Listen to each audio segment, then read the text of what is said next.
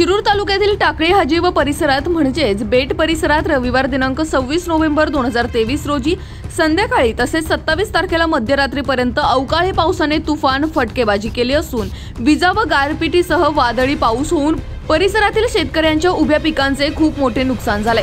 द्राक्षांसह इतर फळझाडे, कांदे, मका, भाजीपाला इत्यादींचे मोठे नुकसान झाले असल्याने शेतकरी निराश व हवालदिल झालेत। नुकसानग्रस्त शेतकऱ्यांना आता शासनाच्या आर्थिक मदतीची गरज असल्याचे अनेक शेतकऱ्यांनी आपला आवाजशी संपर्क साधत शासनाकडे मागणी केली आहे। या संदर्भात नेत्यांचे नुकसानग्रस्त भागांचे पाहणी दौरे सुरू झाले असून सोमवारी सकाळीच राष्ट्रवादीच्या शरद पवार गटाचे नेते देवदत्त निकम यांनी शिरूर व आंबेगावच्या काही गावांमध्ये जाऊन प्रत्यक्ष नुकसानीची पाहणी केली। तर राज्याचे सहकार मंत्री व या भागाचे राष्ट्रवादी काँग्रेसच्या अजित पवार गटाचे आमदार दिलीप वळसे पाटील हे देखील सोमवारी या भागाला भेट देणार असल्याची माहिती असून शिरूर तालुक्याचे व शरद पवार गटाचे आमदार ॲडव्होकेट अशोक पवार हे देखील भेट देणार आहेत। याच अवकाळी पावसाची काही दृश्य पाठवली आहेत आमचे विभागीय संपादक रवींद्र खुडे यांनी।